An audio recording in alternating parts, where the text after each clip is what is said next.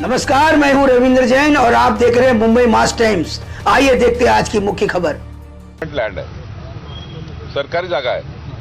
मला तेही तपासावं लागेल की त्यांनी जे नोटीस दिली आहे 42 कोटीची, किंवा ती चौकशी समिती तपासेल की 42 कोटीची नोटीस दिली जो सरकारी जागेचा व्यवहार आहे। शेवटी जेव्हा एखादी नोटीस आपण देतो तेव्हा सरकारी जागेचा व्यवहार जो आहे तो या नोटीसमधनं जे काही 42 कोटी येणार आहे ते नेमके कशाचे आहे हे मला तपासावं लागेल, कारण आपण व्यवहार रद्द करतोय।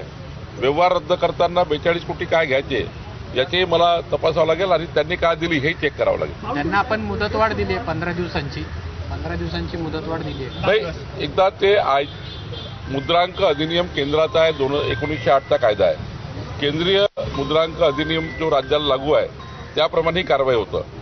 मला हे IGR सध्या सुट्टीवर आहे, सोमवारी मी IGRला बोलवलं आहे। IGRला मी चेक करायला लावणार आहे की तुम्ही जे 42 कोटी वसूल करतायत, जो व्यवहारच रद्द आपल्या सरकारला करायचा आहे, जो व्यवहारच त्या ठिकाणी रद्द होणार आहे, कारण ती सरकारी लँड आहे। चौकशी समितीला आमच्या चौकशी समितीचे पॅरामीटर काय आहे, कोणी गडबड केली आहे। सातबारे बंद असताना जे प्रॉपर्टी कार्ड तयार झालं, प्रॉपर्टी कार्ड न बघता कशी रजिस्ट्री झाली, हे सर्व चौकशीचे मुद्दे आहे।